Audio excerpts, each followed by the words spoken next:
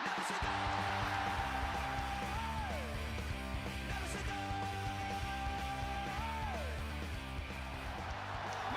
United have reached the promised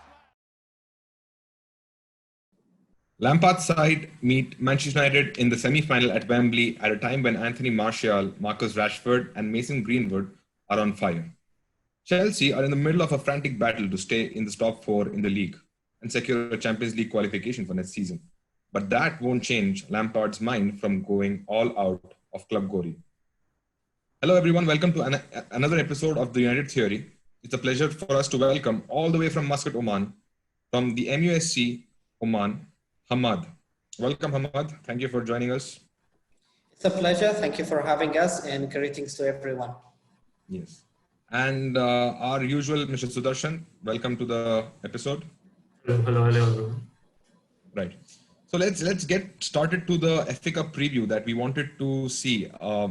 Hamad, let me come to you as the first question. How important do you think FA Cup is in our season right now? We have different priorities. We have the Champions League's qualification to play for. We have the Europa League. And where do you rank winning the FA Cup in our season? I would place it probably on second place, maybe equally to the Europa League. However, the Europa League will continue after the Premier League fixtures are done. So by then we would know if we secure the possession to the Champions League from the league. If not, then the Europa League will become a top priority. But as of now, until the league is done, we only have the FA Cup and the Premier League. So for me, the next two matches against West Ham and Leicester City in the Premier Leagues are more with a higher priority than the FA Cup. That's good. Sudhi, he said that the FA Cup will take a back seat and the Premier League is given the priority. What in your mind, in your eyes, what do you see the FA Cup bring to us in this season? Because winning the FA Cup only gives us the Europa League position. Exactly. So for me, as of now, right now, the Premier League is of utmost priority. If someone said to me, you would lose to Chelsea and you'd make the top four, I'd shake their hand right now. For us, the top four should be the main priority. And like Hamad said, beating West Ham and Leicester should be the top priority as of now. Right. So let me put this question forward to you guys. Beating Chelsea in the FA Cup, all right, beating Chelsea in the FA Cup semi-final probably beats Chelsea's morale for the Premier League, and then they go on to lose a few games, and we get the top four spot, which is a win-win. But facing Chelsea, which is a good side right now, and in the FA Cup, them beating us would also lower our morale down as well. So what do you think? I mean, do you want Chelsea to move forward in the FA Cup and also in the Premier League? I mean, how is it going to balance ourselves? I mean, we as Manchester United want top four, but how do you see this game going in the FA Cup clash, seeing how Chelsea's form is currently and how United's form is currently? Hamad, this question is for you. How do you see Chelsea and United faring in the FA Cup fixture? Well, because we are Manchester United, so we probably always aim to win each and every game and every trophy. So yes, securing a Champions League spot is a priority, but of course we don't want to lose to Chelsea and not any team in the semi-final. We are just 2 matches away from that trophy of the FA Cup. Both teams are coming to this match with really, really good form, with a slightly better possession or form to Manchester United. So in the last 5 games of Manchester United in the Premier League, for example, we won 4 and drew only 1. Chelsea lost twice and won 3. So they picked up 9 points in the last 5 games of the Premier League, and we did pick up 13. So it seems like we do have a better form. And then if you look at the last 6 games between Chelsea and Manchester United in all competition, we won 4 out of 6, and the other 2, they were a draw. So I would still think we have a good chance to go and win this if we could make use of the weakness they have in the 2 center forwards. And as you started this interview saying that Marcus Rashford, Anthony Martial and Mason Greenwood are on fire. Now we don't know who's gonna start, but whoever gonna start, we should continue that fire and score many goals, because we definitely can score against Chelsea. We just need to make sure that we score more than them. That's nice. Very well put. Sudarshan, coming back to you, how do you think Chelsea versus Manchester United, the wins and the losses affect the Premier League? Well, so we've already beat them thrice this season, right? So I have full confidence going into this game, saying we can beat them. But the thing is, we've just played a game yesterday, so we have 60 odd hours before our next kickoff. So I think fatigue comes into play here, and we have not rested our key players. Bruno has been playing each and every game. So is Rashford and Martial, right? So Chelsea got that 48 hours more to prepare for this game. And somehow it feels that Lampard wouldn't lose to one team 4 times in one season, right? So that is something to be also we should consider that also. And talking about form, absolutely we are in a better form than Chelsea. So Chelsea got hammered 3-0 by Sheffield, and they barely won against Norwich. A 1-0 goal by Chelsea, Giroud scoring the header. So yeah, I mean, form-wise, we are in a much better position, but I think there will be a lot of tired legs from United. So it's a selection headache again, and hopefully we make it through. But like I said earlier, I would take top 4 any day, instead of the FA Cup. Well, top 4, everything points to us getting the top 4. The FA Cup is in the back seat, but still, the game is a game. We would not want as a club to lose to Chelsea, who is one of our rivals. Hamad, please tell me, Sudarshan now mentioned that not all players have been rested for United, and many of the players are fatigued, and people like Matic was rested, and Bruno Fernandes has played pretty much 80 to 90 minutes in every game. According to you, who do you think is the key player for our club, and who starts for Manchester United before we get to Chelsea? I would say Igalo should be one of the key players to this, and I think he should start. Either Martial or Rashford should get rested, if not both of them, because Dan James can play as well. So maybe Daniel James and Igalo for Rashford and Martial. And I think Igalo should score. I'm really backing him up. He's our top scorer in the FA Cup this season with 3 goals. And otherwise, I think also Scott McTominay and Fred, they were really doing good before Pogba is back, and to have that partnership with Matic and Bruno Fernandes. And I think Bruno should really be rested, even though if it's up to me, I would never rest him. It's a joy to watch him play. He's so creative, so confident, always taking the risk to pass forward and, create big chances. But I think we should rest him. And let's look at it this way. If we manage to get Mata, maybe Lingard, in the first half doing some runs into spaces, and Mata with his control and the passes forward. Then in the second half, we have players like Martial, Rashford, and Bruno Fernandes. Bruno Fernandes came off the bench. And I think Sergio Romero should start as well, and probably at the centre backs, maybe Eric Bailly or Diego Dalot. So I think, it could be a good mix of player to rest and others to give a chance, and it's create a competition as well for these players to prove themselves. Very well said, Hamad. And coming to your one point, which you said that Bruno should be rested. I think in the last game we saw how fatigued Bruno felt. I mean, all of his passes that he was trying to play in, at least in the first half. The second half was pretty good against Crystal Palace. But again, in the first half, he looked a little bit tired, and he took some time to get going. Sudarshan, would you rest Bruno for the FA Cup fixture? Who makes your team over the weekend? Well, 100% agree with Hamad there. So Bruno should be rested, like I said. So top priority is the Champions League football for next season. And yeah, he did look very fatigued, and he was trying a lot of forward passes which didn't come through. I mean, yeah, he does that more often, but then he occasionally picks up those 3-4 killer passes in a game, which could potentially lead to goal scoring chances.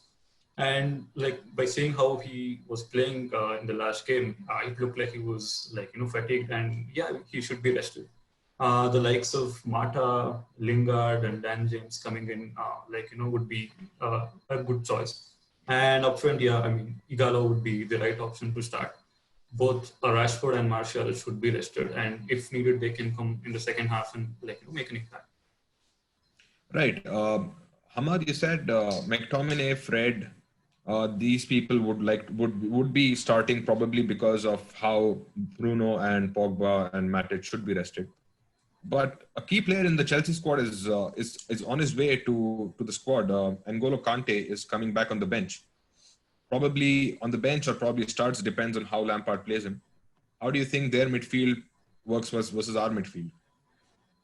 I would still think Kante wouldn't make it to the match, at least not at the starting 11. So maybe if somehow we can stop Jorginho from playing the passes wherever he wants to play, then we should be fine. So one of them, let's say Scott or Fred, look close, play close to Jorginho and not allow him spaces and make his passes or so. The other thing I would also say,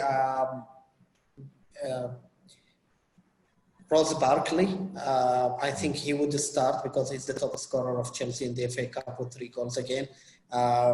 So then the other one could be Kovacic also. But then again, going forward, I would like Giroud not to start because he's been in a fine form recently, and he have that strong presence, to hold the ball and pass it to the flanks, where Willian or Pulisic or even sometimes Mason Mount comes. So he's not maybe he doesn't score that much goal as a main striker, but he certainly drags a lot of attention. So these are my expectations to the Chelsea starting lineup. I still think we should make use of the center backs, like Rudiger or Zuma, and their goalkeeper haven't been doing well as well. And the other thing we should keep in mind not to give many chances to Azpilicueta to make crosses, because lately he have been making a lot of them. And if I'm not mistaken, in the Premier League, he have the second more assists for Chelsea. So maybe we should close down that space too. Yes, very well said, Hamad. What you mentioned was Chelsea will be playing Giroud, and you don't want him to start. Sudarshan, coming to you, our set pieces, our goals coming from set pieces from the teams where we've conceded a lot of goals this season. Do you think it's a good idea where Giroud starts, and do we need to strengthen our back four, maybe go into a back five? Well, I think Lampard's watching our games against Southampton, the way we conceded the second goal in the dying minutes, right? And Lindelof's not good player in the air. And if it's Giroud versus Lindelof, there's only one solution. Giroud is going to score every time the ball comes in from Aspi. So is it really a wise choice to start Lindelof? Or should we give Eric Bailly or someone like that a chance? So like he said, Giroud starting would really affect us because our defense isn't that great. And our only hope would be their goalkeeper isn't that great, and I don't know how Kepa is still in a top 6 club. So that is the weakest link, and we can target that, take shots at him, and put some crosses in the box. But yeah, I mean, our defense needs to be sorted out, and I wouldn't start Lindelof. And and Chelsea is going to come at us with a full-fledged attack, right? And they're going to start their strongest team because they had 48 hours of extra time to prepare for this game. So we have to be really careful, and our defense is going to be very key for the game. And sorry if I can add to what Sudharshan said. Please. I totally agree with him. They have more hours to rest than us, and talking on the same thing with the crosses or the set pieces. If Romero usually plays the cup matches where he's better coming off when there are crosses and all that, so that's a plus point. And the other thing, we shouldn't be giving away set pieces near the penalty area because Willian is so good with these. Right. Hamad, I would like to ask you one question. Down the line, probably in this season, who do you think gets the better Who do you think gets more plaudits as a manager, Frank Lampard or Ole Gunnar Solskjaer? It's a very, very tough question, and emotionally, I can't choose Lampard, so it's always going to be Ole Gunnar Solskjaer. But I would really would like to see and judge both managers by end of next week, because for both of them, this is sort of like the first week, even though Ole started at the half of the previous one. But they're still building their teams. Lampard have done a good job at the very beginnings where they won, I don't know, like 8-6 matches in a row. That's why they, even though they're dropping points now in the Premier League, they're still at the top 4. And the team was banned from making transfers or so. So I would like to see him translating his idea to his players next season, where he have more players on board and how he's going to deal with them. And so then Oli made a great job. All the signings he did are absolutely fantastic. And you can feel that these signings are not temporary. They can, they can serve whoever coach will come next, or whatever year is going to come and all that. And whatever missing pieces we had, Oli really pointed out these. And he have been very good with press, not playing the game, not being dragged to things he doesn't want to say. And also people management, if he have people management, which he seems like. And if you look at the individual performances of Manchester United players, each one of them actually improved, especially Marcus Rashford and Martial. Yes. So having that on mind, I would really give my vote to Ole Gunnar Solskjaer. Yes. Sudharshan, coming back with the same question to you, I know you're not going to pick Lampard, but just for the sake of it, just pick one. Well, I would say Solskjaer because emotionally, like I said, I cannot choose Frank Lampard. I would respect Lampard as a player. The one rival player I would respect the most is Frank Lampard, right? Because his class. And when it comes to coaching, right? So Ole Gunnar Solskjaer has done a great job in terms of man management, in terms of handling big players like Paul Pogba, and the growth that we've seen in Marcus Rashford, Anthony Martial, and his the players that he's brought in has been fantastic as well. Right, Harry Maguire, even though we would I would say we have not seen the best of him, he's been all right. And Wan-Bissaka, we've got Bruno, so his recruitment is actually showing results. And with that, he's bringing in youth, right? So people like Mason Greenwood has been scoring for fun this season, like 15, 16 goals in a season. It's no joke for an 18-year-old. So the way Ole has handled everything, right? So I would pick Ole Gunnar Solskjaer, but at the same time, we have to respect what Frank Lampard has done. He has got a transfer ban, so he didn't bring in any players, and he had to work with what he had. And the way he has managed to do that is just commendable. And if he finishes top 4, I think it would be a fantastic job. And they've already made some key signings, right? Like Ziyech, Timo Werner, all of these people coming in. One excellent goalkeeper and maybe a centre half. I think Chelsea are contenders next season. I would agree. I would completely agree. And which is why I think top 4 is even more crucial this season, because if we don't get the top 4 this season and Chelsea get it, they will be near next to unstoppable, seeing if they make a few more signings. And we have a long way to go in the transfer window as well. Exactly. Right. Coming to the conclusion, Ahmad, how do you think this match will go? What will be the scoreline, and who do you think will be the scorers? Give us your prediction. I think it will be 3-1 for Manchester United. And I think Igalo will score probably the first one. And I think United going to the finals. I would love to see them in the finals. Right. Sudharshan, what about you? Well, I'd love to see United in the cup final as well. But I don't think we'll keep a clean sheet. Being optimistic here and going with a 2-1 scoreline. But then again, our defense is key, and the goalkeeping situation also. So I'm going for a 2-1 United win. So yeah, hopefully. Right. So that's it, guys. This is the FA Cup Chelsea preview from our end, and thank you so much, Ahmad. It was an honor having you guys over, and all the best with your fan club. I mean, you guys have done a great job. Oman is famous for its football, even for all kinds of football, and as a Middle East resident myself, hats off to you guys. Thank you very much, Shabi and Sudharshan. It's been a pleasure to to be with you guys in this show, and we enjoyed it. Thank you very much for having Manchester United official supporters club of Oman. To add on what you said, we also in Oman had a championship of football where all the supporters club from different European